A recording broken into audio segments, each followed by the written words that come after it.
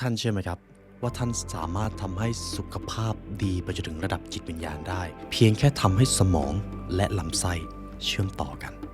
ทุกท่านเคยได้ยินเรื่องราวของ gut feeling ไหมครับที่เป็นสัญชาตญาณที่มันมาจากในท้องของเราซึ่งจากการศึกษาวิจัยค้นพบแล้วว่าลำไส้เป็นสมองที่2ของมนุษย์หรือ gut brain axis ครับทั้งสารแห่งความสุขอย่างเซโรโทนินก็ถูกผลิตในลำไส้ถึง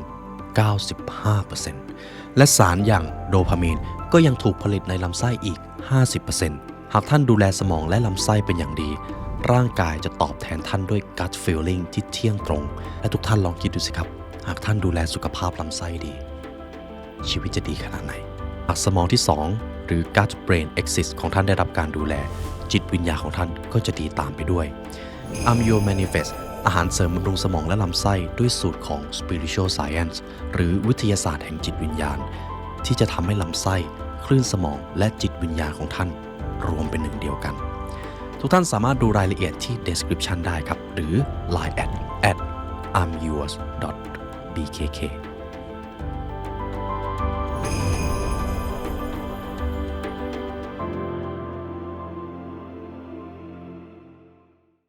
ต่อไปนี้ครับทุกท่านไม่ว่าสิ่งใดจะเกิดขึ้นในชีวิตทั้งหมดจะมาจากตรงนี้ในเอพิโซดนี้ครับผมจะพาทุกท่านมาค้นหาสิ่งที่อยู่ข้างในนี้กันเราจะมาพูดถึง The Seven Spiritual Laws of Success กฎ7ประการแห่งอภิจิตครับหากทุกท่านมีโอกาสได้ติดตามคลิปในช่วงก่อนหน้าเราจะได้เรียนรู้เรื่องของจิตวิญญาณกันมาเยอะพอสมควรและผมเชื่อว่าถ้าทุกท่านได้ซึมซับบทเรียนเหล่านี้มากพอทุกท่านจะเห็นตรงกันว่าทุกสิ่งที่เกิดขึ้น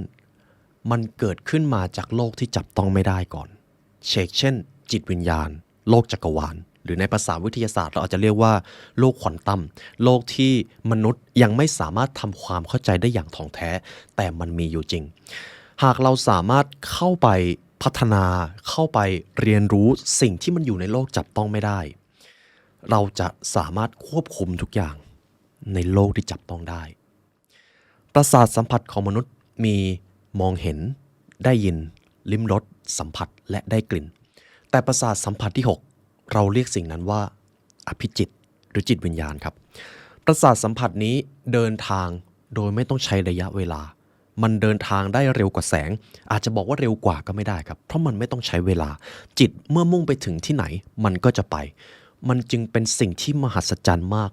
และมันอยู่ในตัวเราครับทุกท่านเราจะมาไขความลับของกฎ7ประการแห่งอภิจิตกัน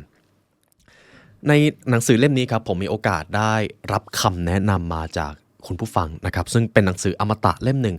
ผมก็งงเหมือนกันว่าผมไปอยู่ไหนตั้งนานไม่เคยรู้จักชื่อหนังสือเล่มนี้ก็เลยเป็นโอกาสดีครับได้นำหนังสือเล่มนี้มาให้คุณผู้ฟังหากผมนึกถึงหนังสือจิตวิญญาณดังๆของโลกก็จะ Becoming Supernatural The Law of Success ของ Napoleon Hill Placebo ของดร. Joe Dispenza ก็รวมอยู่ในนั้นและหนึ่งในนั้นก็คือหนังสือเล่มนี้นั่นเอง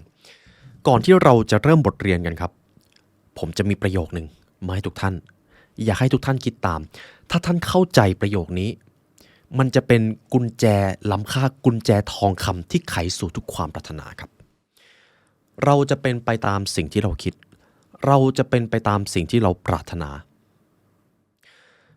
ท่านย่อมเป็นดั่งแรงปรารถนาส่วนลึกในตัวท่านความปรารถนาของท่านเป็นเช่นไรเจตนารมณ์ย่อมเป็นเช่นนั้นเจตนารมณ์ของท่านเป็นเช่นไรความคิดการกระทำของท่านก็ย่อมเป็นเช่นนั้นการกระทำของท่านเป็นเช่นไรโชคชะตาของท่านก็ย่อมเป็นเช่นนั้นเหล่านี้คือกฎอันศักดิ์สิทธิ์ของจักรวาลเสมอมาและจะเป็นอย่างนี้ตลอดกาลครับผมว่าประโยคนี้ที่คุณดีพักโชพราผู้เขียนหนังสือเล่มนี้ได้เขียนมาอธิบายถึงสิ่งที่อยู่ในโลกระดับจิตวิญญาณได้อย่างชัดเจนผมอยากให้คุณผู้ฟังทุกท่านนะครับลองมองไปในมุมมองของวิทยาศาสตร์ที่มองไม่เห็นย้ำนะครับวิทยาศาสตร์ที่มองไม่เห็น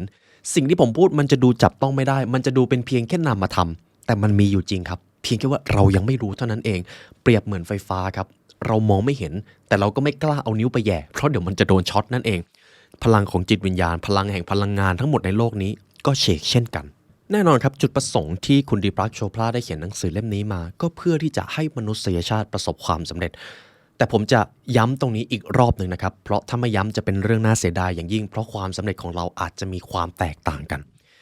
หากคุณผู้ฟังมีโอกาสได้นิยามความสำเร็จในแบบฉบับของตัวเอง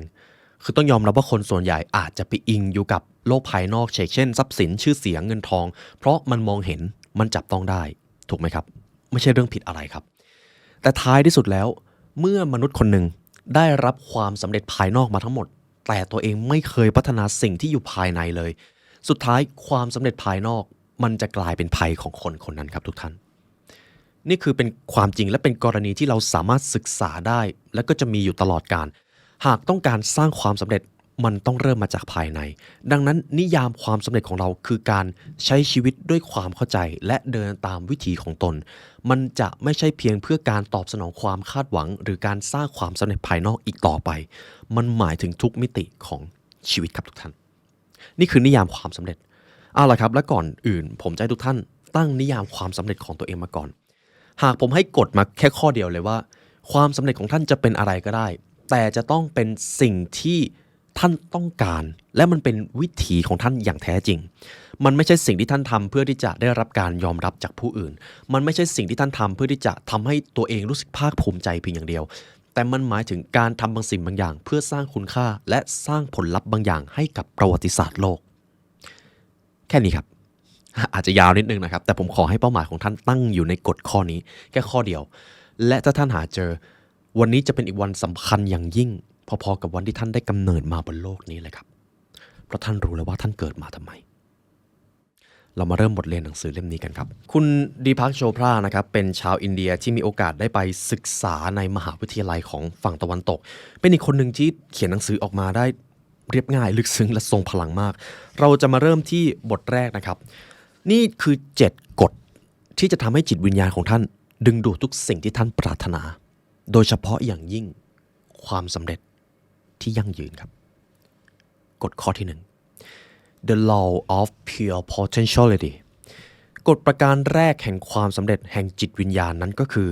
กฎแห่งศักยภาพอันบริสุทธิ์ที่ซ่อนเร้นอยู่ภายในผมจะพูดได้แบบนี้ครับท่านทุกคนที่เป็นมนุษย์อยู่ในตอนนี้ภายในของเรามีศักยภาพบางอย่างซึ่งเป็นศักยภาพสูงสุดมันอยู่เหนือทุกสิ่งมีชีวิตมันอยู่เหนือทุกสรรพสิ่งและมันอยู่ภายในของเราเรามีหน้าที่เดียวก็คือค้นหามันให้เจอและคนเดียวที่จะค้นหามันได้ก็คือเจ้าของชีวิตนั้นครับเจ้าของจิตวิญญาณนั้นเรามาดูกันว่าคุณดีพักโชพราเขาเขียนไว้ว่าอย่างไรสิ่งที่ท่านต้องทำความเข้าใจอย่างแรกเลยก็คือในจักรวาลแห่งนี้มีพลังงานในทุกที่ครับทุกท่านโลกนี้ถูกสร้างขึ้นจากพลังงานไม่เว้นแม้แต่ความว่างเปล่าทุกท่านครับดูรอบๆตัวผมตอนนี้นะครับหรือรอบๆตัวท่านก็ได้มันมีความว่างเปล่าไปหมดเลยใช่ไหมครับความว่างเปล่าคือพลังงานที่ทรงพลังที่สุดเท่าที่จักรวาลได้กำเนิดมาความว่างเปล่าก่อให้เกิดบิ๊กแบงก่อให้เกิดจักรวาลรวมตัวกันเป็นดาวเคราะห์ความว่างเปล่าในโลกในแผ่นดินทำให้สิ่งของต่างๆตึกสามารถสร้างได้หากไร้ซึ่งความว่างเปล่าสิ่งของก็ไม่อาจกำเนิดได้ความว่างเปล่าจึงเป็นธาตุหรือคัมภีร์ที่ยิ่งใหญ่ที่สุดและในแง่มุมวิทยาศาสตร์ครับความว่างเปล่าหากเราไปถามนักวิทยาศาสตร์แนวนิวโทเนียนฟิสิกส์เขาก็จะบอกว่าความว่างเปล่าคือความว่างเปล่านิวโทเนียนฟิสิกส์ก็คือวิทยาศาสตร์ที่เราเรียนกันในห้องเรียนครับจะเกี่ยวกับเรื่องสิ่งที่มันอยู่ในชีวิตประจำวันเป็นกฎความเป็นไปของโลกแต่มนุษย์ได้ค้นพบอีกโลกหนึ่งที่ชื่อว่าโลกควอนตัมหากท่านไปถามนักวิทยาศาสตร์ควอนตัมว่าความว่างเปล่ามันมีอะไรเขาก็จะบอกว่าความว่างเปล่าคือพื้นที่ที่มีพลังงานที่เป็นขั้วตรงข้ามกันเกิดขึ้นวิ่งชนกันแล้วก็ดับไปอยู่ตลอดเวลาทุกที่ที่เราเห็นที่เราสัมผัสได้หรือไม่ได้มีพลังงานอยู่แทบทั้งสิ้นความว่างเปล่าจึงไม่ใช่ความว่างเปล่าที่แท้จริงแต่มันคือเส้นเชือกจำนวนอนันต์ที่สั่นเป็นพลังงานอยู่ตลอดเวลาและกฎที่จักรวาลนี้สร้างขึ้นมาก็คือพลังงานย่อมดึงดูดพลังงานที่เหมือนกันพลังงานที่ดีย่อมดึงดูดพลังงานที่ดีพลังงานที่แย่ก็เช่นกันความคิดที่ดีคือพลังงานความคิดคือพลังงานครับทุกท่านลองคิดภาพในวันที่ท่านนึกถึงความฝันแล้วมีแรงบันดาลใจท่านรู้สึกขนลุกเคยไหมครับท่านรู้สึกกลัวบางอย่างแล้วท่านก็รู้สึกอ่อนเพลียแรงรู้สึกไม่อยากจะทำอะไร ความคิดจึงเป็นพลังงานและมันส่งกับโลกกายภาพดังนั้นจิตวิญญาณของเรามันคือพลังที่ยิ่งใหญ่มากครับมันเร็วกว่าเสียงมันเร็วกว่าแสงมันไม่ต้องใช้เวลาเดินทางด้วยซ้ำนี่คือศักยภาพที่ซ่อนอยู่สิ่งแรกที่ท่านต้องรู้คือแค่นี้ครับจักรวาลนี้สร้างทุกอย่างเป็นพลังงานสิ่งที่ท่านคิดสิ่งที่ท่านพูดสิ่งที่ท่านกระทำล้วนส่งพลังงานเอาเท่านี้ก่อนครับแล้วเดี๋ยวค่อยๆมาสร้างพลังงานด้วยกันกับสิ่งที่สองที่ท่านต้องเข้าใจมนุษย์เราทุกคนมีพลังงานหนึ่งที่ต้องระวังให้ดีเพราะมันเป็นพลังงานที่ถ้าไม่มีอาจจะมีผลเสียแต่ส่วนใหญ่มักจะมีมากเกินไปทุกท่านลองทายดูว่าสิ่งนั้นคืออะไรเฉลยนะครับอัตตาครับอีโก้ความยึดมั่นความยิงทะนงเกิดขึ้นจากสิ่งนี้ความขัดแย้งความคาดหวังที่นำมาซึ่งความทุกข์มาจากสิ่งนี้อัตตาคือสภาวะที่มนุษย์ถือมั่นในความคิดหรือพูดง่ายๆก็คือยึดติดกับบางสิ่งนั่นเองอัตตามีมาทำไมอัตตานะครับถ้าถามต้นกำเนิดจริงๆผมก็ตอบตรงๆว่าไม่รู้ครับว่าทำไมจักรวาลถึงสร้างมาแต่ส่วนใหญ่มนุษย์เมื่อได้มีประสบการณ์เมื่อได้รับความสำเร็จเรามักจะถูกอัตตาเข้ามาครอบงำอีกทีหนึ่งสุดท้ายนี้อัตตาจึงทำให้เราเจอความทุกข์มากกว่าที่จะสงบสุขครับดังนั้นกฎข้อนี้ก็คือท่านจะต้องเอาชนะอัตตาให้ได้มิฉะนั้นท่านจะไม่มีทางค้นพบหรือบรรลุกฎข้อนี้ได้เลยเรามาค่อยๆเรียนรู้ตรงนี้กันอัตตาคือสิ่งที่บดบังพลังอันบริสุทธิ์ของเราการจะบรรลุกฎข้อนี้ได้คือการเชื่อมโยงกับจิตเดิมแท้มีคำศัพท์ใหม่มาแล้วนะครับถ้าคุณผู้ฟังเคยฟัง The Power of Now มาอาจจะเข้าใจได้ง่ายจิตเดิมแท้คืออะไรจิตเดิมแท้คือจิตวิญญาณของเราครับผมจะพูดสั้นๆนะครับมนุษย์เราจริงๆไม่ได้ต้องการความสุขครับเพราะถ้าเราต้องการความสุขเดี๋ยวเราก็จะทุกข์แต่จริงๆแล้วเราต้องการความสงบและเราไม่ต้องไล่ล่าหาความสงบเพราะความสงบมันอยู่ในตัวเราและมันอยู่คู่กับจิตวิญญาณจิตวิญญาณจึงเป็นความสงบเราตั้งชื่อสิ่งนั้นว่าจิตเดิมแท้ครับลองสังเกตดูครับเวลาที่เราได้นั่งสมาธิเราไม่ได้ไปหาความสุขเราไม่ได้ไปไขว่คว้าอะไรเลยเราแค่พาตัวเองมาเชื่อมโยงกับจิตวิญญาณและเราสงบมันเป็นความรู้สึกสภาวะของความสุขสงบที่บอกไม่ถูกแต่นั่นแหละครับสิ่งที่มนุษย์ต้องการเพราะสมมุติผมตั้งความสุขเป็นจำนวนเงินทุกท่านเชื่อไหมครับต่อให้ผมจะได้เงินจำนวนนั้นมาผมก็ไม่มีความสุขอยู่ดีเดี๋ยวผมก็จะไล่ล่าหาเงินใหม่หรือถ้าผมไม่สำเร็จในความฝันนั้นโอ้โหก็ยิ่งทุกข์เลยนี่แหละครับคือกฎข้อแรกจิตที่อยู่เหนืออัตตาคือจิตเดิมแท้จิตเดิมแท้มันไม่ได้ถูกครอบงำโดยอัตตาครับแต่หลายครั้งเราปล่อยให้อัตตามาบังนั่นเองมันคือสภาวะของการไม่ยึดติดแม้แต่ความสุขหรือความทุกข์ใดๆเช่นคำสอนของศาสดาหรือผู้นำทางจิตวิญญาณในแต่ละท่านและไม่ว่าท่านจะศรัทธาในผู้ใดหรือสิ่งใดตัวผมเองและพวกเราก็เคารพความเชื่อของท่านเสมอสมมุตินะครับคุณผู้ฟังเป็นผู้ทรงคุณวุฒิมีสถานะที่สูงส่งไปไหนมาไหนก็มีคนปรนนิบัติมีคนคุกเข่าเอาอาหารเอาขนมมาให้โอ้มันดูดีมากเลยมันดูมีความสุขมากเลยใช่ไหมครับแต่จริงๆมันเป็นแบบนี้หากทุกคนปรนนิบัติกับท่านอย่างดีผมจะขอให้ทุกท่านระลึกถึงสิ่งนี้ไว้ครับผู้คนในโลกนี้ที่ปรนนิบัติหรือเอาใจใส่ท่านในยามที่ท่านไปไหนมาไหนเขาไม่ได้ปรนนิบัติกับท่านครับเขาปรนนิบัติกับตำแหน่งที่ท่านมีอยู่และตำแหน่งคือสิ่งที่จะค่อยๆหายไปตามกาลเวลาตามช่วงอายุคนเมื่อตำแหน่งของคนหายไปเขาก็จะเป็นแค่คนธรรมดาคนหนึ่งเมื่อนั้นแหละครับหากเขาไม่เคยสร้างบารมีด้วยการเอาใจเขามาใส่ใจเราหรือใส่ใจผู้อื่นหรือในการรักเพื่อนมนุษย์หรือการไม่ยึดติดกับตำแหน่งเขาจะเป็นทุกข์อย่างยิ่งในวันที่ตำแหน่งของเขาหายไปดังนั้นเราเป็นคนธรรมดามาตลอดครับเราเป็นคนที่ไม่จำเป็นจะต้องยึดติดกับสิ่งใดเลยเพียงแค่อัตตาของเรามันมักจะบอกว่าเราต้องได้สิ่งนั้นมาเราต้องประสบความสำเร็จในสิ่งนั้นเราจะต้องมีตำแหน่งแบบนั้นเราจะต้องเลื่อนตำแหน่งไปแบบนี้แล้วผู้คนจะมาปรนนิบัติกับเราอัตตามันชอบครับแต่จิตวิญญาณมักจะบอกเราอยู่เสมอว่าจริงๆเราไม่ได้ต้องการเลยนะเราแค่ต้องการความสงบมาอยู่กับเราบ้างก็ได้นี่คือจิตเดิมแท้ครับทุกท่านเอาล่ะครับหากท่านสละความสำเร็จภายนอกไม่ได้ไม่ว่าจะเป็นเงินทองชื่อเสียงหรือตำแหน่งนะครับความทุกข์ครับคือผลลัพธ์เดียวที่จะเข้ามาหาพวกเราจงระวังสิ่งนี้ให้ดีอัตตาครับ แล้วคำถามก็คือแล้วรู้แล้วว่าจิตเดิมแท้สำคัญการอยู่ในโลกจิตวิญญาณสำคัญทุกอย่างเป็นพลังงานแล้วอัตตามันก็ชอบบดบังแล้วเราจะต้องทำอย่างไรบ้างล่ะเพื่อที่จะฝึกตัวเองให้บรรลุกฎ potential ต่อไปนี้ครับคือวิธีรักษาจิตเดิมแท้ครับคุณดีพาโชพราครับเขาให้องค์ประกอบหรือวิธีการมา3วิธีวิธีนี้จะทำให้ท่านได้อยู่กับจิตวิญญาณของท่านจงอย่าผัดผ่อนที่จะฝึก3สิ่งนี้นะครับเพราะถ้าท่านไม่ฝึกเดี๋ยวอัตตามันจะชนะท่านเสมอนี่คือสิ่งเดียวที่จะทำให้ท่านกลายเป็นเจ้านายของจิตใจหากท่านไม่ฝึกท่านก็คือทาสและทาสคือผู้ที่ไร้อิสรภาพวิธีที่1สงบครับไม่ว่าจะเกิดอะไรขึ้นในชีวิตก็ตามจะเป็นโชคร้ายเป็นโชคดีเป็นโอกาสหรือหายนะจงคงความสงบของตัวเองไว้หากเป็นความสำเร็จจงพึงระลึกไว้แบบนี้ครับ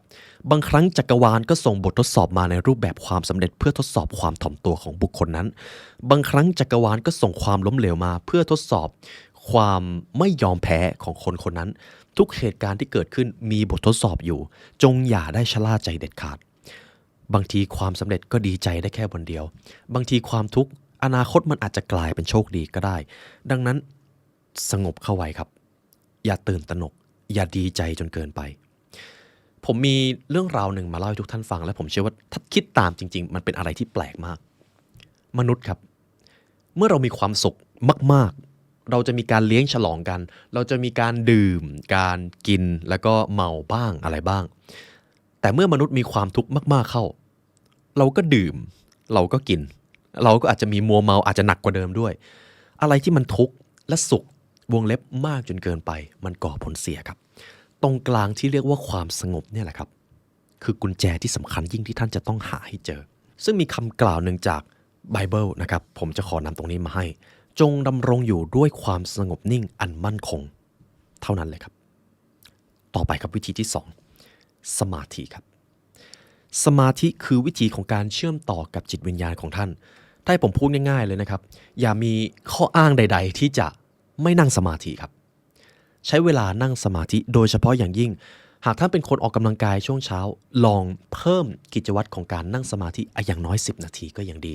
ช่วงเที่ยงอาจจะนั่งเพิ่มด้วยก็ได้นะครับถ้าท่านชอบช่วงเย็นก่อนนอนนั่นคือช่วงเวลาที่ดีอย่างยิ่งที่คลื่นสมองของท่านเอื้ออำนวยให้ท่านทำสมาธิจงใช้เวลาทำสมาธิครับเมื่อก่อนผมอาจจะแนะนำให้คุณผู้ฟังออกกำลังกายอย่างน้อยวันละ20นาทีแต่ทุกวันนี้ขออนุญาตแอดเพิ่มนะครับนั่งสมาธิอย่างน้อยวันละ10นาทีครับเพราะมันคือวิธีเดียวที่จะเชื่อมต่อกับจิตวิญญาณของท่านถ้าท่านไม่มีเวลาได้เชื่อมต่อกับจิตเดิมแท้เลยไม่ว่าอย่างไรท่านก็จะแพ้อัตตาของตัวเองวิธีที่3จงละเว้นในการตัดสินผู้อื่นแล้วท่านจะไม่ถูกตัดสินเช่นในคำกล่าวของเจสุสที่กล่าวเอาไว้หากท่านไม่ตัดสินผู้อื่นท่านก็ย่อมไม่ถูกตัดสินเช่นกันหลายครั้งเรามีความทุกข์เพราะเราไปตัดสินว่าคนนั้นดีคนนั้นเลวจนสุดท้ายแล้วทุกคนต่างก็เป็นในแบบที่เขาควรจะเป็นจงยอมรับในสิ่งนี้แล้วท่านจะไม่ต้องเสียเวลาไปในการเปลี่ยนแปลงใครยิ่งเราไปเปลี่ยนแปลงใครเราจะผิดหวังและเมื่อเราผิดหวังเราจะโกรธเราจะเกลียดเราจะแค้น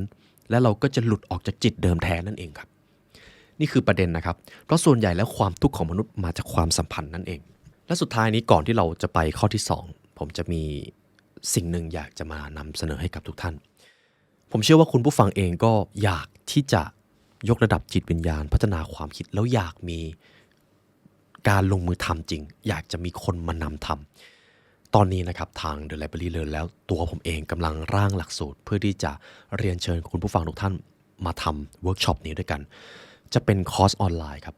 ซึ่งในแต่ละคอร์สจะทำให้ท่านเข้าถึงโลกของอภิจิตได้ทำสมาธิเชื่อมต่อกับจิตเดิมแท้แล้วท่านจะค้นพบความสำเร็จที่ทุกท่านกำลังปรารถนานี่คือการเรียนการสอนที่พวกเราทุ่มเทมากที่สุดตอนนี้กำลังร่างหลักสูตรอยู่นะครับเมื่อร่างเสร็จแล้วผมจะส่งบทเรียนเหล่านั้นให้แก่ทุกท่านกฎจะมีอยู่แค่3ข้อครับข้อที่1มันเป็นการเรียนออนไลน์ดังนั้นผมจะขอให้ท่านอยู่ในห้องที่เงียบสงบคนเดียวห้ามมีใครอยู่ในห้องเด็ดขาด 2. ท่านจะต้องทำตามทุกกระบวนการที่พวกเราร้องขอให้ทำซึ่งทุกๆครั้งนะครับผมก็จะทำด้วยอยู่หน้ากล้องเลยและกฎข้อที่3ท่านจะต้องตั้งใจเรียนให้มากที่สุดเพราะบทเรียนเหล่านี้คือบทเรียนที่ สำคัญยิ่งและมันจะทำให้ท่านสมปรารถนาทุกสิ่งและถ้าทุกท่านอยากเข้าร่วมคอร์สนี้หรือเวิร์กช็อปนี้รอก่อนนะครับเดี๋ยวผมจะส่งให้กับทุกท่านและวันนั้นจะมาถึงอย่างแน่นอนวันที่ทุกท่านได้ค้นพบศักยภาพสูงสุดของตัวเองเอาละครับทุกท่านถ้าทำครบ3ข้อนี้ก็ได้บรรลุกฎข้อที่1เป็นที่เรียบร้อยแล้วกฎข้อที่2คือคลิปนี้น่าจะยาวนะครับขนาดมีแค่7ข้อที่2ก็คือ the law of giving กฎนี้จะทำให้ท่านพบกับมิตรไมตรีและความสำเร็จที่สูงส่ง the law of giving แปลว่ากฎแห่งการให้ครับจงให้และท่านจะได้รับจงให้ความเมตตากับศัตรูของท่านจงอวยพรคนที่สาปแช่งท่านการให้คือสิ่งที่สูงส่งที่สุดที่จะทำให้ท่านได้รับโดยไม่ได้คาดหวังกฎแห่งการให้ครับคือสิ่งที่จะยกระดับจิตวิญญาณของมนุษย์ได้ดีที่สุดอย่างหนึ่งคุณดีพักโชพราครับได้เขียนไว้ในหนังสือเล่มนี้ว่าจักรวาลนี้มีการแปรผันอยู่ตลอดเวลาโลกของเราก็มีฤดูกาลชีวิตก็มีแก่มีเจ็บมีตายเป็นวัฏจักรถูกต้องไหมครับการให้และการรับก็เช่นเช่นกันน้ำที่ใสสะอาดคือน้ำที่ไหลส่วนน้ำที่แน่นิ่งมักจะเน่าเสียทุกท่านเห็นปรัชญาอะไรจากน้ำไหมครับหากท่านปรารถนาความสำเร็จหรือแม้แต่ความร่ำรวยท่านต้องรู้จักให้ครับอาจจะไม่ใช่เพียงแค่เรื่องของทรัพย์สินการให้เวลาการให้ความใส่ใจการให้คำอวยพรการให้ความปรารถนาดีทั้งหมดคือการให้แท้ทั้งสิ้นอยู่ที่ว่าเจตนารมณ์นั้นเป็นอย่างไรดังคำกล่าวหนึ่งของเยซูนะครับในลูกาบทที่6ข้อที่38จงให้และท่านจะได้รับด้วยและในตักของท่านจะได้รับตวงด้วยทนานท่วนยัดสันแน่นพูนล้นใส่ให้เพราะว่าท่านจะตวงให้เขาด้วยทนานอันใดจะตวงให้ท่านด้วยทนานอันนั้นพูดง่ายๆก็คือยิ่งท่านให้ไปมากเท่าไหร่ท่านจะยิ่งได้รับมากเท่านั้นและท่านไม่ต้องคาดหวังเลยตรงกันข้ามผู้ที่เอาแต่รับแล้วไม่รู้จักให้สุดท้ายจักรวาลก็จะมาเอาคืนหากมองในมุมของจักรวาลนะครับจักรวาลจะมีกฎบางอย่างอยู่ที่เราอาจจะไม่สามารถอธิบายออกมาเป็นภาษามนุษย์ได้แต่เรารู้สึกได้จักรวาลมีทุกสิ่งให้กับผู้ให้และจักรวาลจะทำลายทุกสิ่งสำหรับคนที่เห็นแก่ตัวหรือเห็นแก่ได้หรือคนที่เอาแต่รับโดยไม่รู้จักการให้จักรวาลก็จะไม่ปล่อยไว้เช่นกันหรือบางครั้งจักรวาลก็จะให้บางสิ่งบางอย่างกับเขาไปก่อนแล้วก็ค่อยทำลายทีหลัง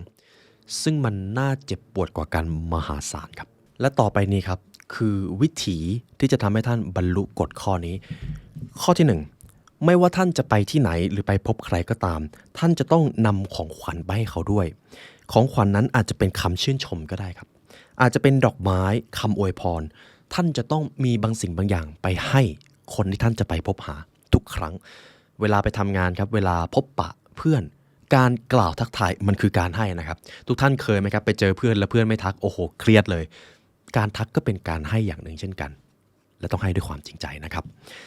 วิธีที่2วันนี้ท่านจะรับของขวัญทั้งหลายที่ชีวิตได้มอบให้กับฉันด้วยความชื่นชมยินดีท่านจะรับของขวัญของธรรมชาติแสงแดดเสียงนกร้องสายฝนในฤดูใบไม้ผลิคำว่าการให้ในที่นี้การรับด้วยความเต็มใจก็คือการให้นะครับยกตัวอย่างคุณผู้ฟังเตรียมของอย่างดีเลยห่อของขวัญอย่างดีและเป็นของที่คุณใส่ใจมากและคุณเอาไปให้คนคนหนึ่งและเขาบอกว่าไม่เอากลับไปเถอะท่านจะรู้สึกอย่างไรการรับครับการรับให้เป็นก็สำคัญเหมือนกันเวลามีใครมาให้สิ่งใดเวลาจักรวาลให้สิ่งใดกับท่านแสงแดดชีวิตลมหายใจจงขอบคุณครับมันคือ grateful attitude ความรู้สึกหรือทัศนคติของการขอบคุณสิ่งที่มีอยู่ในชีวิตหากคนคนหนึ่งไม่เคยขอบคุณสิ่งที่ตนมีเลยเขาก็จะรู้สึกขาดแคลนอยู่อย่างนั้นครับวิธีที่3ท่านจะต้องให้คำมั่นที่จะคงไว้ซึ่งการไหลเวียนของความมั่งคั่งข้อนี้เราจะมาพูดถึงเงินครับเงินที่เราจับจ่ายใช้สอยกันว่าด้วยเรื่องของการบริหารเงินท่านก็จะต้องพึ่งกฎข้อนี้หากเงินที่ท่านมีท่านเลือกที่จะใช้มันด้วยความงกตนีไม่ปล่อยให้มันได้ใช้จ่ายแล้วก็ไม่ปล่อยให้เงินเข้ามาด้วยความมัธยัสถ์เลยเงินนั้นมันก็จะนอนแน่นิ่งอีกหน่อยมันก็จะถูกทำลายในสภาวะการภายในของเราเงินเหมือนน้ำเลยครับถ้ามันแน่นิ่งนานๆมันจะเน่าแต่ถ้ามันไหลออกเยอะเกินไปมันก็จะหมดแต่ถ้ามันเข้าแล้วไม่มีการปล่อยไหลออกเลยมันก็จะเต็มมันก็จะล้นแล้วอีโก้ของท่านก็จะโดนเติมเต็มไปด้วยซึ่งอีโก้มันจะทำให้จิตเดิมแท้มันห่างจากเราไปมากขึ้นเงินครับจะต้องมีการโฟลว์ ในภาษาธุรกิจก็คือ cash flow จะต้องมีการไหลเข้าไหลออกมีการลงทุนแล้วก็มีการรับรายได้เข้ามาอย่างสม่ำเสมอแบบนั้นเลยครับสิ่งนี้แหละครับเรียกว่าการบริหารเงินการบริหารเงินให้ร่ำรวยไม่ใช่การงกแล้วก็ไม่จับจ่ายใช้สอยในสิ่งที่ต้องจ่ายไม่ใช่ครับแต่คือการจับจ่ายอย่างรู้คุณแล้วก็รู้วิธีที่จะเพิ่มมูลค่าให้กับกระแสน้ำแห่งความมั่งคั่งนั้นนั่นเองนี่คือกฎข้อที่2ครับจงให้แล้วท่านจะได้รับต่อไปครับกฎข้อที่3ของจิตวิญญาณ The law of karma or cause and effect กฎแห่งกรรมครับเป็นคำที่เรามักจะคุ้นหูกันดีใช่ไหมครับ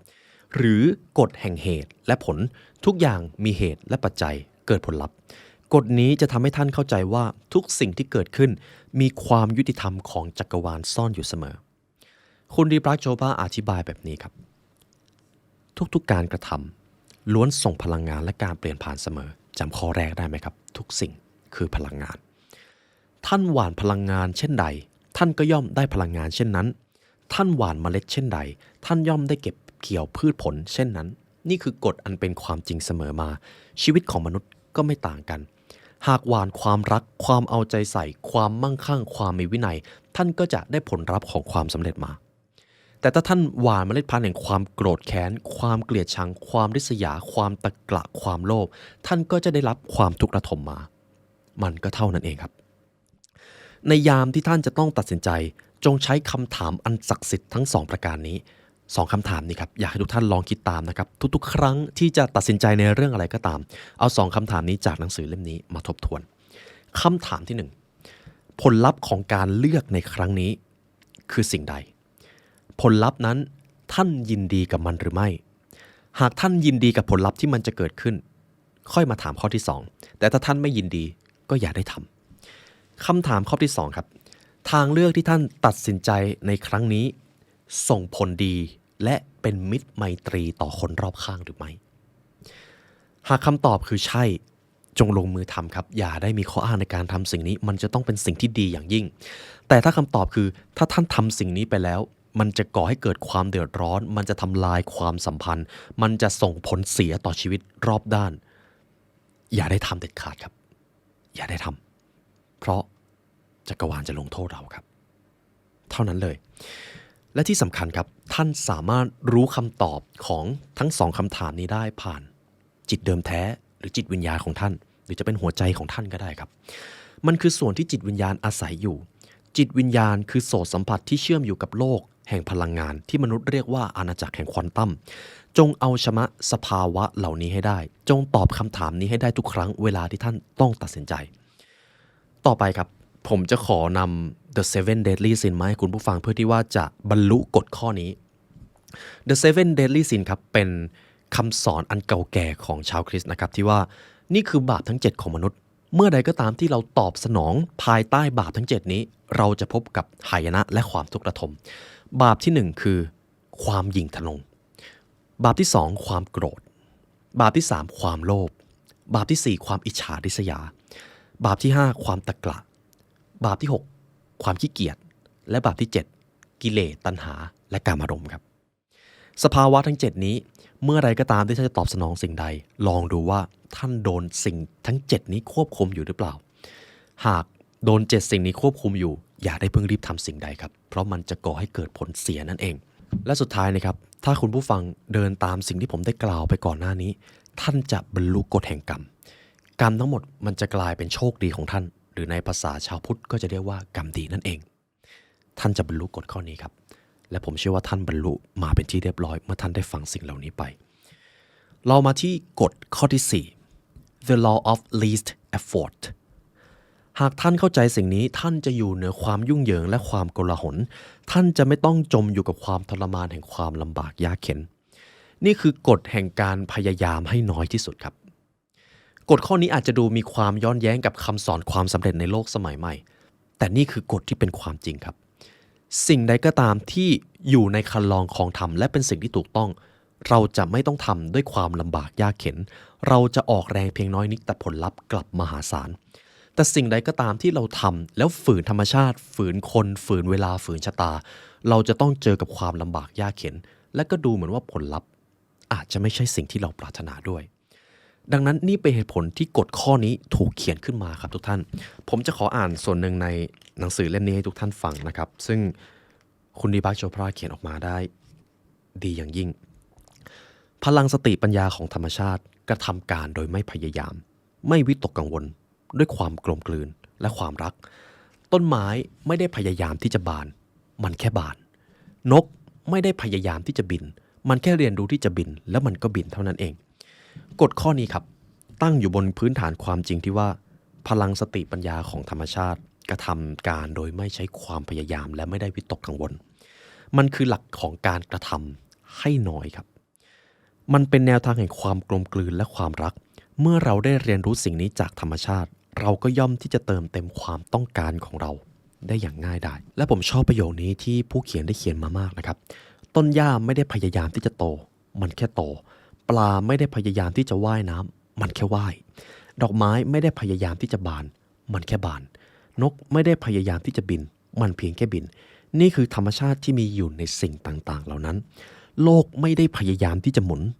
มันเป็นธรรมชาติของโลกที่ต้องหมุนรอบตัวเองอยู่แล้วและมันจะต้องเคลื่อนที่อย่างรวดเร็วผ่านไปในอวกาศมันเป็นธรรมชาติของเด็กทารกที่จะมีแต่ความสุขมันเป็นธรรมชาติของดวงอาทิตย์ที่จะส่องแสงมันเป็นธรรมชาติของมนุษย์ที่จะทำให้ความฝันของตนปรากฏรูปขึ้นทางกายภาพโดยไม่ต้องพยายามฝืนธรรมชาติข้อนี้ลึกซึ้งมากครับคือเป็นอีกข้อหนึ่งที่ทำให้เราเข้าใจชีวิตมากขึ้นผมจะนำเรื่องราวหนึ่งมาเล่าให้ทุกท่านฟังว่าแล้วบางทีการที่เราฝืนธรรมชาติเนี่ยมันจะเกิดอะไรขึ้นเรื่องราวนี้มีชื่อว่าชายผู้ต่อสู้กับสายน้ำกาลครั้งหนึ่งครับมีชายคนหนึ่งเป็นชาวนาทำสวนแล้วก็ปลูกบ้านแล้วบ้านของเขาเนี่ยครับมีสายน้ำสายหนึ่งไหลผ่านมาตลอดเลยแล้วชายผู้นี้เกิดคิดอยากจะเอาหินไปกั้นน้ำเพื่อที่จะทำคลองหรือทำอะไรเกี่ยวกับเกษตรกรรมของเขานะครับเขาก็เลยเอาหินไปกั้นน้ำมันก็ไหลมาพอมันโดนหินกั้นมันก็ไหลไปต่อไม่ได้ถูกไหมครับแต่เผอิญครับพอหินมากั้นน้ำมันก็ค่อยๆไหลมาพอมันไปไม่ได้มันก็ค่อยๆคั่งพอน้ำมันคั่งกระแสน้ำแรงดันน้ำมันก็แรงขึ้นก็เลยดูเหมือนว่าหินจำนวนเดิมที่กั้นอยู่เหมือนจะเอาไม่อยู่ชายคนนั้นเห็นดังนั้นก็เลยไปเอาหินมาเพิ่มมากั้นเพิ่มพอเวลาผ่านไปครับหินมันก็กองใหญ่ขึ้นน้ำมันก็เหมือนจะเยอะขึ้นแล้วแรงดันมันก็เยอะขึ้นเขาก็เอาหินมากั้นเพิ่มขึ้นอยู่อย่างนั้นจนกระทั่งวันหนึ่งหินรับไม่ไหวครับน้ำพุ่งชนหินนับร้อยนับพันครั้งแล้วหินก็แตกกระจายน้ำที่เคยรวมอยู่จุดหนึ่งกระจายออกมาท่วมแปลงเกษตรท่วมบ้านทำลายสัตว์ทำลายข้าวของเขาชายผู้นั้นไม่เหลือสิ่งใดเลยทำให้เขาได้ข้อคิดอย่างหนึ่งหากเราไม่ไปฝืนธรรมชาติตั้งแต่แรกคงไม่ต้องมาเจอหายนะแบบนี้มันไหลของมันดีๆก็ดีอยู่แล้วไม่น่าเอาหินไปกั้นเลยนี่คือภาพสะท้อนของการฝืนในสิ่งที่ไม่ควรฝืนครับทุกท่านทุกอย่างมีกระแสมีการเวลามีช่วงเวลาที่เหมาะสมเป็นของมันเองจงพยายามในสิ่งที่ควรพยายามครับองค์ประกอบทั้ง3การนี้จะทำให้ท่านบรรลุกฎข้อนี้ครับคุณดิพักโชปาบอกว่า3วิธีนี้แหละครับจะทำให้ท่านพยายามทำทุกสิ่งในชีวิตด้วยกฎนี้ข้อที่1อาโมฟาติจงโอบรับโชคชะตาชีวิตของท่านไม่ว่าสิ่งใดจะเกิดขึ้นล้วนแล้วมีเหตุผลอยู่เสมอหากท่านเข้าใจสิ่งนี้ท่านจะไม่มองว่าปัญหาในชีวิตเป็นโชคร้ายท่านจะมองว่าชีวิตแค่ส่งบททดสอบมาและท่านก็แค่เรียนรู้ความล้มเหลวที่เกิดขึ้นไม่มีจริงครับมีเพียงแค่ความพ่ายแพ้ชั่วคราวหากท่านเข้าใจกฎข้อนี้เป็นอีกคำหนึ่งที่ถูกกล่าวถึงในปรัชญาสโตอิกนะครับอมอร์ฟาติหากคนคนหนึ่งโอบรับประสบการณ์ชีวิตทุกอย่างจะเป็นครูครับเมื่อสิทธิ์พร้อมครูจะปรากฏและเมื่อสิทธิ์พร้อมจริงๆครูจะหายไปครับวิธีที่2จงรับผิดชอบชีวิตของท่านเสียตั้งแต่วินาทีนี้ใครก็ตามที่ผัดผ่อนในการรับผิดชอบชีวิตตัวเองพูดง่ายๆนะครับเวลาเกิดปัญหาอะไรขึ้นก็จะโทษคนอื่นโทษสิ่งนั้นโทษสิ่งนี้โทษจักรวาลโทษพระเจ้าโทษประเทศที่เขาอยู่ชีวิตเขาจะพบแต่ความลำบากยากเข็ญชีวิตของเขาจะยากยิ่งขึ้นกว่าเดิมเพราะเมื่อไหร่ก็ตามที่นิ้วชี้ของคนคนหนึ่งชี้ไปที่คนอื่นเวลาเจอปัญหามันจะขยายใหญ่ขึ้นและโอกาสมันจะค่อยๆแคบลงเรื่อยๆครับเพราะเขามองไม่เห็นโอกาสเลยแต่เมื่อไหร่ก็ตามที่มนุษย์เริ่มกลับมามองว่า มีอะไรบ้างที่เราพอจะเปลี่ยนแปลงและจัดการได้เหตุผลของสภาวะการนี้หรือประสบการณ์นี้มีอะไรบ้างที่เราพอจะเรียนรู้และมาปรับปรุงตัวเองมันคือการชี้มาที่ตัวเองครับเมื่อใดก็ตามที่เรามีทัศนคติแบบนี้ชีวิตจะง่ายขึ้นครับถึงแม้เราจะยังเจอปัญหาแต่เราจะหาโอกาสและเมื่อหาโอกาสมันจะขยายใหญ่ขึ้นและปัญหามันจะดูเล็กลงนี่คือวิธีที่2วิธีที่3ครับจงอย่าได้ปกป้องความคิดใดๆของท่านในยามที่ท่านมีความฝันแล้วลงมือทำแล้วรู้แล้วว่าการทำในสิ่งที่ถูกต้องจะไม่ต้องลำบากนักแต่เมื่อใดก็ตามที่มีคนเห็นไม่ตรงกับเราและเราไปปกป้องตัวเองหรือไปโต้แย้งกับคนอื่นทุกอย่างก็จะยากขึ้นเหมือนเดิมครับท่านก็จะมีความทุกข์นั่นเองจงอย่าได้ปกป้องความผิดครับ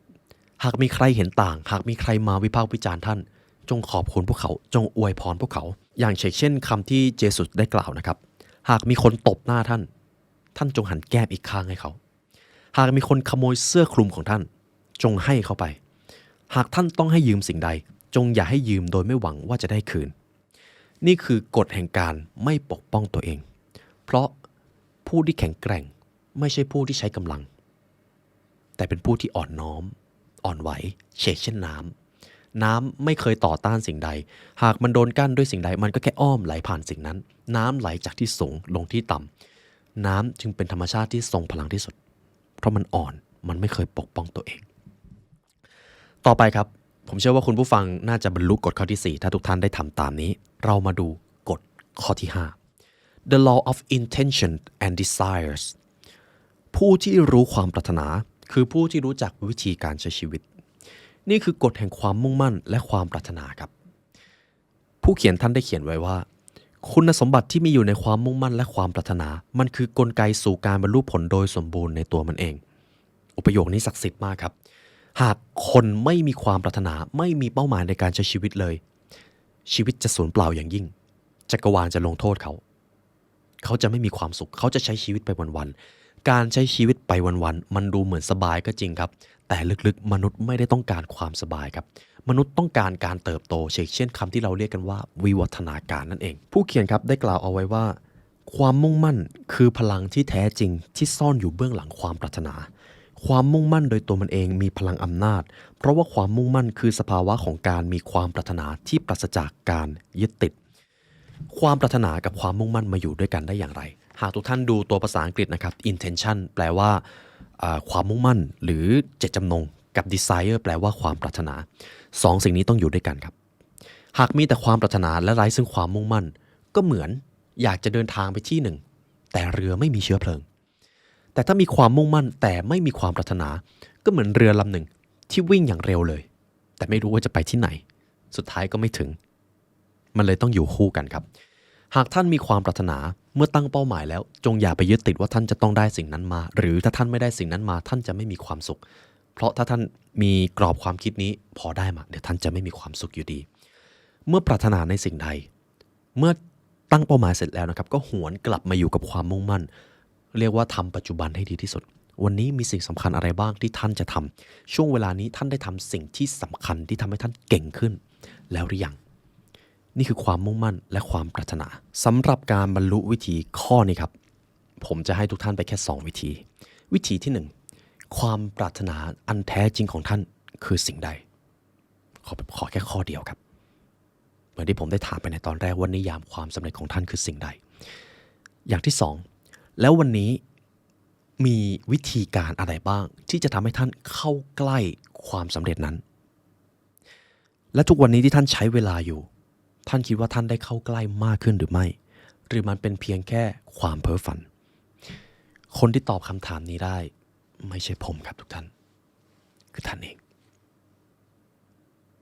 จงเอากฎข้อนี้ไปใช้ครับเมื่อท่านมีเป้าหมายและมีวินัยในการใช้เวลาในแต่ละวันกับสิ่งที่สำคัญท่านก็บรรลุกฎข้อนี้เป็นที่เรียบร้อยแล้วครับเรามาถึงกฎข้อที่6 The law of detachmentกฎข้อนี้จะทำให้ท่านไม่ต้องทุกข์ทรมานกับความปรารถนาที่ไม่เคยพอของมนุษย์ครับกฎแห่งการปล่อยวาง detachment แปลว่าการปล่อยวางครับกฎแห่งการปล่อยวางได้กล่าวเอาไว้ว่าการจะได้มาซึ่งสิ่งที่ยิ่งใหญ่ในจักรวาลล้วนมิอาจสำเร็จได้ด้วยการยึดติด แต่มันได้มาด้วยการศรัทธาและการปล่อยวางการยึดติดนั้นท่านไม่ได้จำเป็นจะต้องละทิ้งความมุ่งมั่นแต่ท่านจะต้องละทิ้งการยึดติดเพราะมันจะทำให้ท่านหลุดออกจากจิตเดิมแท้ครับหรือจิตวิญญาณนั่นเองท่านจะไม่ได้อยู่กับปัจจุบันนั่นเองพูดง่ายๆนะครับสมมติผมมีความปรารถนาอย่างหนึ่งและผมมีกรอบความคิดที่ว่าถ้าผมไม่ได้สิ่งนั้นมาผมจะไม่พักผ่อนผมจะไม่ยอมมีความสุขผมจะไม่ดูแลตัวเองจนกว่าผมจะได้สิ่งนั้นมาทุกท่านว่าชีวิตผมมันดูทรมานไหมครับและทุกท่านคิดว่าถ้าผมได้สิ่งนั้นมาผมจะมีความสุขจริงไหมครับไม่ครับผมก็จะไม่มีความสุขอยู่ดีนี่คือกฎแห่งความเป็นจริงของมนุษย์เมื่อท่านมีความปรารถนาจงอย่ายึดติดครับจงปล่อยวางสิ่งที่ท่านควรจะให้ความสำคัญคือความมุ่งมั่นที่มันอยู่ในปัจจุบันเราไม่สามารถยึดติดกับปัจจุบันได้ครับเพราะปัจจุบันมันมาแล้วก็ไปมาแล้วก็ไปเรายึดติดกับปัจจุบันไม่ได้และเพราะมันยึดติดไม่ได้เนี่ยแหละครับเราจึงควรอยู่กับปัจจุบันให้มากที่สุดเพราะมันคือช่วงเวลาที่เราเชื่อมโยงกับจิตเดิมแท้นั่นเองเห็นไหมครับการอยู่กับปัจจุบันทรงพลังอย่างยิ่งและถ้าท่านได้ฟังหนังสือ The Power of Now Becoming Supernatural เราแทบจะไม่ต้องตั้งคำถามกับการอยู่กับปัจจุบันเลยอัตตาทำให้ท่านยึดติดโดยเฉพาะอย่างยิ่งความสำเร็จภายนอกมันเป็นสิ่งที่อัตตาชอบจงเฝ้าระวังในสิ่งนี้อัตตามันจะชอบทุกสิ่งที่มันยึดติดได้นั่นเองต่อไปนี้ผมจะนำวิถีในการบรรลุกฎข้อนี้มาให้คุณผู้ฟังครับข้อที่ 1วันนี้ขอให้ท่านตกลงใจที่จะไม่ยึดติดทั้งสิ่งของตำแหน่งอำนาจการกระทำของผู้อื่นหรือแม้อารมณ์ของท่านเองท่านจะไม่ยึดติดกับสิ่งใดท่านจะปล่อยให้ตัวท่านและสิ่งต่างๆรอบตัวเป็นไปในแบบที่มันควรจะเป็นมันจะไม่กำหนดความคิดว่าสิ่งต่างๆจะต้องเป็นไปอย่างไรท่านจะไม่ฝืนเพื่อให้ได้มาซึ่งผลที่ต้องการท่ามกลางปัญหาหรือความโกลาหลซึ่งมีแต่จะสร้างปัญหาใหม่ที่เกิดขึ้นท่านจะมีปฏิสัมพันธ์ต่อทุกๆสิ่งด้วยการปล่อยวางนี่คือวิธีที่ 1ครับวิธีที่ 2ในวันนี้ขอให้ท่านตระหนักรู้ถึงความไม่แน่นอนเหมือนดังกับว่ามันเป็นส่วนประกอบที่จักรวาลสร้างมามันจะปรากฏออกมาตามธรรมชาติท่ามกลางปัญหาความสับสนทุกสิ่งทุกอย่างเกิดขึ้นตั้งอยู่และก็ดับไปนั่นเองครับวิธีที่ 3ท่านจะก้าวเข้าไปสู่อาณาจักรที่ทุกสิ่งล้วนเป็นไปได้และคาดหวังได้ถึงความตื่นตาตื่นใจที่เกิดขึ้นตราบที่ท่านยังคงเปิดรับทางเลือกอันไร้ขอบเขตประมาณว่าเปิดรับทุกสิ่งนั่นเองไม่ตัดสินว่าสิ่งนั้นดีสิ่งนั้นแย่อันนี้เป็นโชคดีอันนี้เป็นโชคร้ายท่านเลือกที่จะไม่ตัดสินเอาละครับทุกท่านเรามาถึงกฎข้อสุดท้ายแล้วครับต้องบอกกันว่าเป็นเกียรติอย่างยิ่งนะครับถ้าทุกท่านเรียนรู้กับ The Library มาจนถึงจุดนี้เป็นข้อที่สำคัญอย่างยิ่งแล้วไม่ว่าท่านจะอยู่ในวินาทีไหนของชีวิตท่านก็จะอิงอยู่กับกฎข้อนี้เรามาเรียนรู้กันครับ The Law of Dhamma or Purpose of Life เรือสำเภาที่แม้จะเร็วหนักหนาแต่หากมันไม่รู้ว่าจะไปเทียบท่าที่ใดความเร็วและลมที่พัดพาก็ไม่ช่วยอะไรนี่คือกฎแห่งธรรมะและจุดมุ่งหมายของชีวิตครับสิ่งที่น่าตั้งคำถามมากเลยก็คือเดี๋ยวนะธรรมะและจุดมุ่งหมายชีวิตมารวมกันได้อย่างไรหากท่านฟังจบท่านจะเข้าใจเลยว่า2 สิ่งนี้คือสิ่งเดียวกันครับเราทุกคนมีธรรมะเป็นของตัวเองคุณผู้ฟังทุกท่านตัวผมทุกท่านมีธรรมะเป็นของตัวเองมันเปรียบเสมือนภารกิจที่จักรวาลมอบหมายมาให้เราจึงมีความแตกต่างทั้งความคิดพรสวรรค์นิสัยและตัวตนหน้าที่ของพวกเราทุกคนก็คือจงให้ตัวเราค้นพบธรรมะของตนและจงให้ผู้อื่นได้ค้นพบธรรมะของตนเองสมมุติหากท่านเป็นตำรวจธรรมะของท่านคือการปราบโจรผู้ร้ายและปกป้องคนดีหากท่านเป็นครูธรรมะของท่านคือการส่งความรู้การส่งบทเรียนเปรียบเสมือนการให้เด็กเรียนรู้ที่จะตกปลาให้เป็นด้วยตัวเองไม่ใช่การนำปลาไปให้เขาหากท่านเป็นหมอธรรมะของท่านก็คือการรักษาผู้เจ็บผู้ป่วยและการทำให้คนที่มีสภาวะผิดปกติกลับมาใช้ชีวิตได้ดังเดิมหากท่านเป็นนักการเมืองธรรมะของท่านก็คือการบริหารประเทศให้เกิดประโยชน์การดูแลสุขทุกข์ของประชาชนและการยกระดับความเป็นผู้นำเพื่อนำพาประเทศไปสู่ความเจริญรวมไปถึงการร่วมมือกับบ้านใกล้เรือนเคียงเพื่อสร้างสันติเราทุกคนมีธรรมะที่จะต้องทำให้สำเร็จครับคุณผู้ฟังก็มีผมเองก็มีเมื่อเราฝืนธรรมะจักรวาลจะปล่อยให้เราตายใจและหลังจากนั้นจักรวาลจะส่งบทลงโทษมาให้ เมื่อเราฝืนธรรมะครับเมื่อใดก็ตามที่สมมติผมเป็นนักการเมืองแล้วผมคดโกงผมคอร์รัปชันผมอาจจะได้ทรัพย์สินผมอาจจะได้เงินทองมาก็จริงแต่จักรวาลจะไม่ปล่อยไว้นานครับอย่างแรกเลยคือผมจะรู้สึกผิดกับตัวเองก่อนเลยนั่นก็เป็นอีกบาปหนึ่งที่จักรวาลส่งมาให้หรือถ้าผมเป็นครูแล้วไม่ตั้งใจพัฒนาตัวเองแล้วก็ส่งความรู้ผิดๆให้กับคนที่มาเรียนอีกหน่อยผมก็จะโดนทิ้งไว้ข้างหลังผมอาจจะโดนลงโทษด้วยก็ได้เพราะผมฝืนธรรมะเราทุกคนมีธรรมะครับและนี่คือเหตุผลสำคัญครับว่าทำไมธรรมะและการมีเป้าหมายชีวิตมันไม่ได้แยกกันมันคือสิ่งเดียวกันหากท่านปรารถนาจะบรรลุกฎข้อสุดท้ายจงทำประการใน3นี้ 1. จงศรัทธาว่าเราทุกคนที่มาในโลกแห่งนี้เรามาเพื่อค้นหาภารกิจและตัวตนด้วยการตระหนักรู้ของเราดังนั้นจงค้นหาและนิยามความสำเร็จตามวิถีของท่านไม่ใช่ตามวิถีของคนรอบข้างท่านวิธีที่2ครับจงใช้ความสามารถที่จักรวาลได้มอบให้ท่านจงใช้จุดแข็งของท่านเองและจงให้ผู้อื่นได้ใช้จุดแข็งของเขาเราทุกคนมีจุดเด่นครับเดี๋ยวผมมีโอกาสได้ศึกษาเรื่องของ Strength Finder เดี๋ยวเรามาว่าเรื่องนี้กันแต่จุดสำคัญก็คือเราทุกคนมีพรสวรรค์ครับหากมนุษย์ไม่ได้ทำในสิ่งที่ตัวเองทำได้ดีหรือสิ่งที่ตัวเองเกิดมาเพื่อทำเขาจะไม่มีทางชอบงานนั้นเลยหรือถ้าเขาเติบโตเขาจะเติบโตไปได้ไม่ไกลเขาจะกลายเป็นคนธรรมดาเพราะเขาได้ทำสิ่งที่เขาไม่ได้เกิดมาเพื่อมันและวิธีที่3ครับสั้นๆครับจงรับใช้เพื่อนมนุษย์งานล้วนสร้างโอกาสและแก้ปัญหาให้กับผู้คนเสมออยู่ที่ว่าท่านได้มองสิ่งนั้นหรือไม่งานที่เราทำชีวิตที่เราใช้อยู่ล้วนสามารถรับใช้บางสิ่งบางอย่างที่นอกเหนือตัวเราได้ตลอดเวลาและสิ่งนี้แหละครับจะทำให้ท่านบรรลุอีกกฎข้อหนึ่งก็คือกฎแห่งการให้ข้อที่2จงรับใช้เพื่อนมนุษย์ครับนี่ก็เป็นบทเรียนจากหนังสือ The Seven Spiritual Laws of Success นะครับเป็นหนังสือที่เล่มเล็กแต่ผมสรุปมานี่น่าจะเกือบชั่วโมงได้เหมือนกันเพราะเนื้อหาเข้มข้นมากของคุณดีพักโชพราต้องขอบคุณผู้เขียนท่านนี้นะครับที่รังสรรค์เนื้อหาจากหนังสือเล่มนี้มาเป็นเกียรติอย่างยิ่งที่ได้นำมาถ่ายทอดให้กับคุณผู้ฟังทุกท่านครับและเช่นเคยครับหากคุณผู้ฟังมาถึงตรงนี้แล้วอยากใช้เวลาเรียนรู้กับ The Library Learn ให้ลึกซึ้งกว่านี้คุณผู้ฟังสามารถเรียนรู้ได้ผ่าน Premium Content ครับล่าสุดเราได้ทำ The Law of Human Nature ไปคุณผู้ฟังทุกท่านให้ผลตอบรับดีมากขอบพระคุณอย่างยิ่งครับเพราะเป็นบทเรียนที่ทางผู้ร่วมงานนะครับทำการบ้านหนักมากและเช่นเคยถ้าคุณผู้ฟังต้องการเรียนรู้เนื้อหาพิเศษจากเรามีทั้งตำราความสำเร็จตำราการพัฒนาตัวเองตำราจิตวิทยาความเป็นมนุษย์ซึ่งบางศาสตร์ผมก็ไม่สามารถเอามาพูดออกสื่อได้มันจะมีความดาร์กอยู่ระดับหนึ่งนะครับ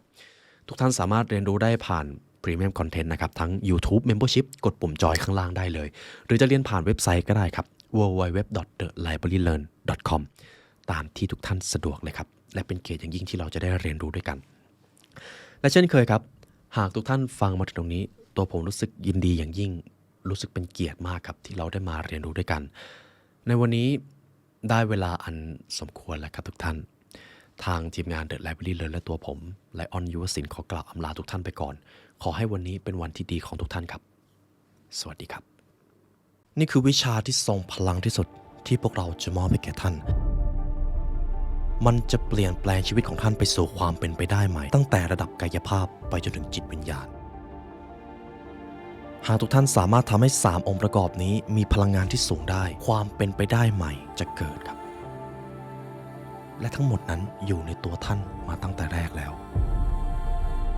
การเรียนรู้และการศึกษาคือสิ่งที่กำหนดอิสรภาพในชีวิตด้วยสิ่งนี้จะทำให้คนกล้าคิดกล้าทำกล้าฝันและกล้าจินตนาการด้วยการศึกษาเราจะสร้างโลกใหม่ได้ทั้งใบนี่คือเหตุผลที่เราจะมาเรียนรู้ด้วยกันในคลาสออนไลน์นะครับ The Mastermind of Millionaire สำหรับคอร์สนี้ครับเราจะจัด2รอบละ2วันรอบแรกครับวันเสาร์ที่19ตุลาคมและวันที่26ตุลาคมเริ่มคอร์ส1:09 น.และเรามาเรียนรู้กับ The Mastermind of Millionaire กันนะครับเพราะการเรียนรู้จะทำให้คุณเป็นอิสระ